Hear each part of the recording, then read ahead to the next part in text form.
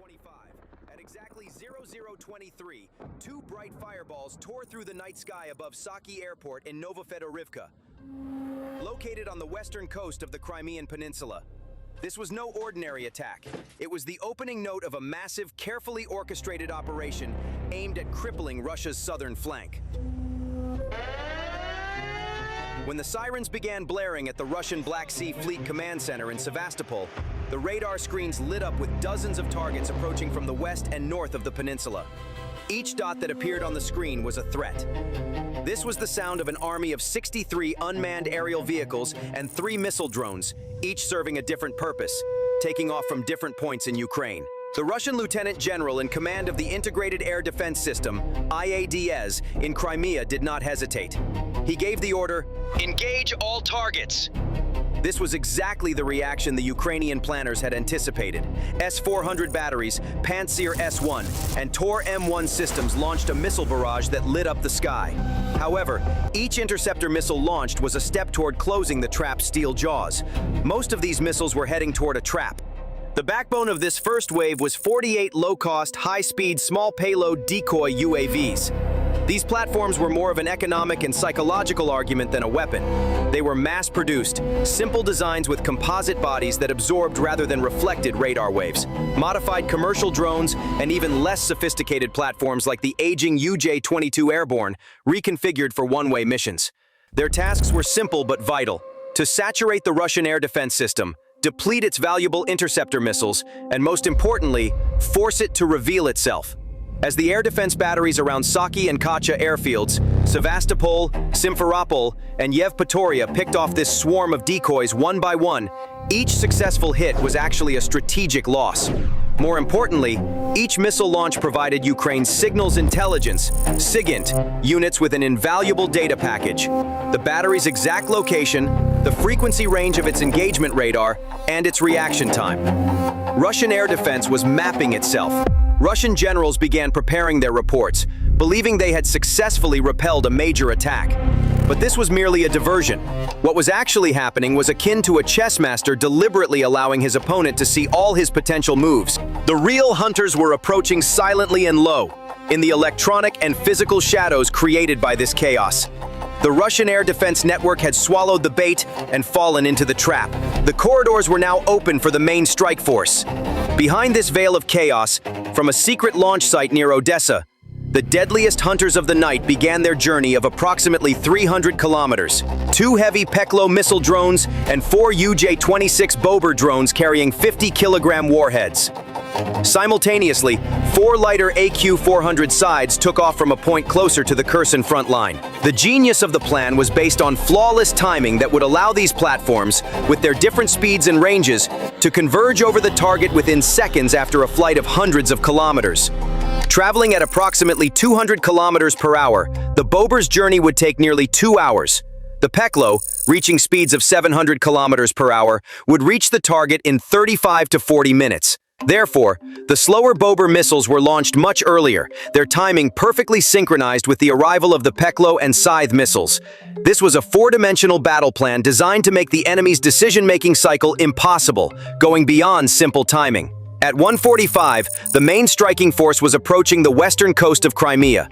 To evade radar, they were advancing just 30 to 50 meters above the sea surface, surfing between the waves. This altitude meant they were below the radar horizon of Russia's main air defense radars, such as the 91N6E Big Bird system in the S-400. For these radars, these low-flying drones were simply not there due to the curvature of the Earth. As they approached the peninsula, a Krasuka 4 system in the area created a wide-spectrum GPS jamming zone. Systems like Krasuka 4 could create a jamming bubble over hundreds of square kilometers, completely blinding global navigation satellite systems, GNSS, like GPS. This was a deadly threat to a standard UAV or missile. However, these platforms were designed for this very moment. The flight computers instantly rejected the corrupted satellite signal and switched to the primary guidance system, the Inertial Navigation System, INS. This was one of the most critical moments of the plan.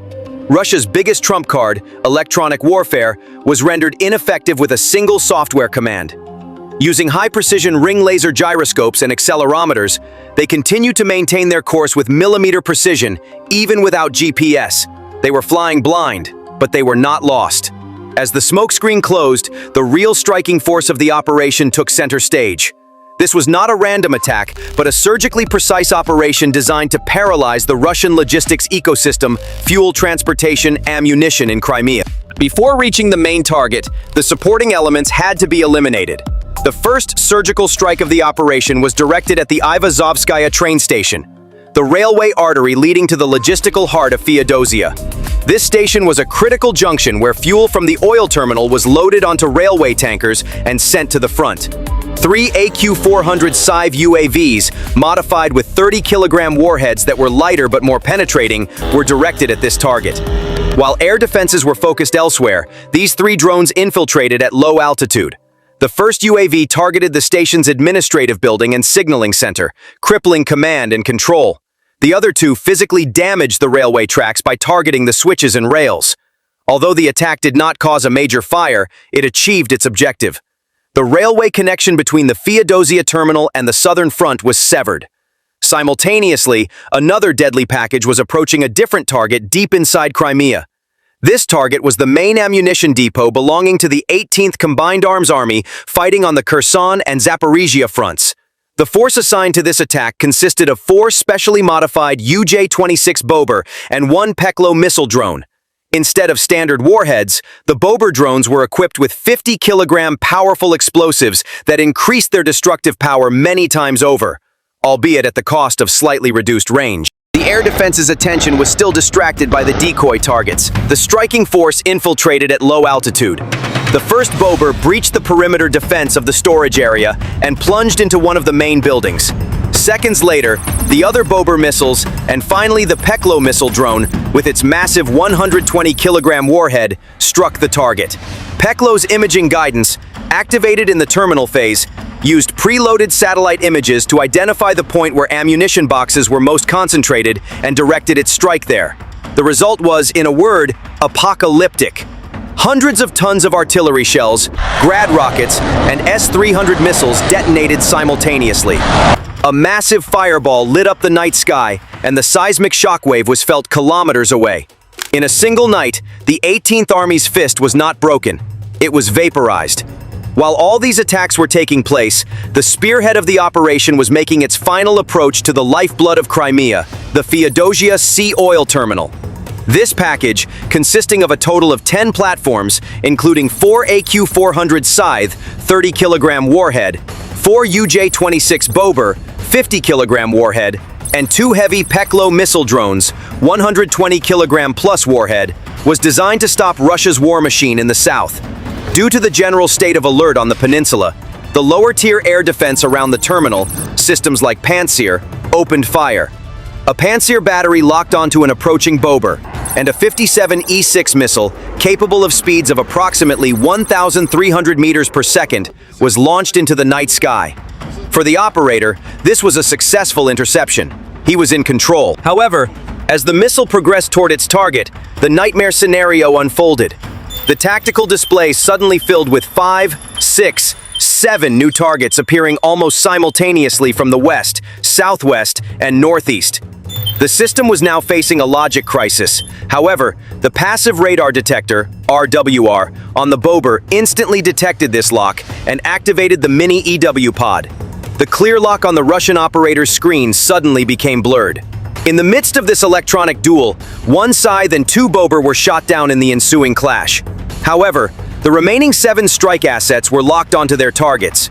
First, an AQ-400 Scythe struck the first fuel tank, acting as a penetrator to weaken the thick steel construction. Immediately afterwards, a second Scythe and the first Peklo missile, with a 120-kilogram warhead, struck the same point within a second of each other. The armor reached saturation point, and the massive tank turned into a fireball. Simultaneously, an AQ-400 Scythe and a second Peklo missile performed a similar sequential strike on the second fuel tank. A second massive explosion lit up the night. Meanwhile, there is a donation campaign for Ukraine by United24 in the video description. If you want to take part in the fight for freedom, we are waiting for your support. Now let's get back to our main topic.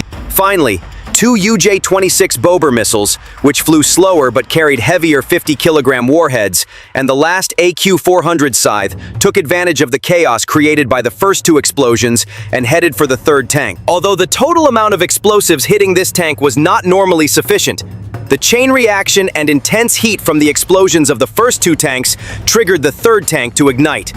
Within 10 seconds, the heart of the Feodosia terminal was pierced by a total of over 500 kilograms of high explosives, each precisely targeted. The result was an inevitable inferno. By 2:30 a.m., the flames were so high they could be seen from dozens of kilometers away. NASA firm's satellite imagery confirmed multiple large fires at the terminal's location. The intensity of the fire necessitated the evacuation of approximately 250 to 300 civilians from nearby residential areas. Initial reports, as always, spoke of an accident. An industrial accident. A leak. A static electricity discharge. Human error. This is the system's first line of defense, assuming the predictable, the manageable. But at the same time, three chains of confirmation converged to shatter this comforting scenario. The first were the initial reports, leaked from official channels controlled by the Russian Ministry of Defense, which confirmed the strike in a panic. The second were the emergency bulletins that international news agencies ran under headlines like, "Major Fire in Feodosia." The third and most definitive were the cold digital data captured by thermal imaging satellites in orbit, indisputably recording the size of the flames and the massive column of smoke. A facility worth millions of dollars, protected by Russia's most advanced and layered air defense systems, considered one of the country's most secure strongholds, was engulfed in flames within minutes. This was not a malfunction. This was an attack. On the night of October 6th, the Russian Ministry of Defense issued a statement claiming that more than 40 UAVs had been destroyed over Crimea. This figure could have been technically accurate. However, it was an admission of failure, not success. Because in asymmetric warfare, the measure of success for the defender is 100%, meaning stopping all threats. For the attacker, the measure of success is 1%, meaning just one platform reaching its target. That night, Russia's million-dollar missiles may have hit dozens of cheap UAVs, but what mattered was not what was hit, but what was not hit. The results of the operation went far beyond the burning tanks in Crimea, creating systemic shockwaves throughout Russia's war machine.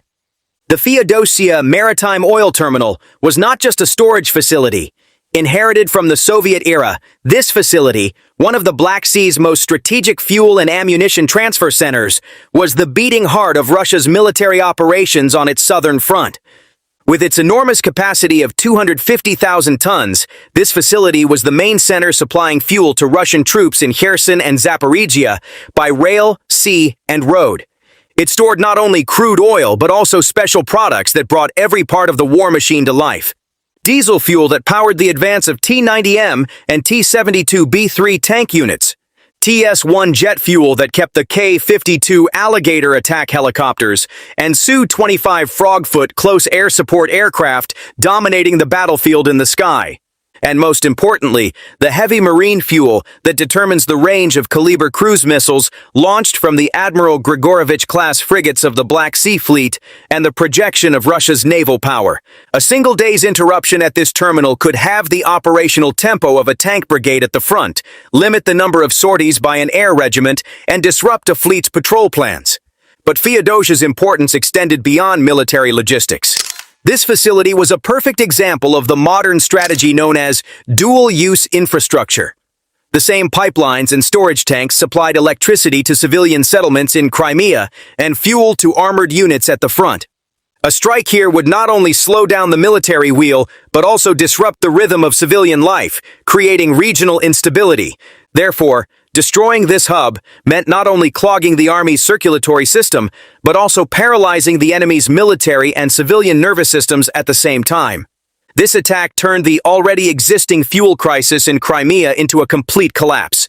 Even before the attack, about 50% of gas stations on the peninsula had stopped selling gasoline. With Feodosia out of commission, fuel began to be rationed for both the civilian population and the occupying army. Tanks, armored vehicles, and trucks began to sit idle at their bases, unable to refuel. The effects of the disaster in Feodosia were not limited to military logistics. For the people of Crimea, this attack was the moment when the war transformed from an abstract concept into a concrete reality that directly affected their daily lives.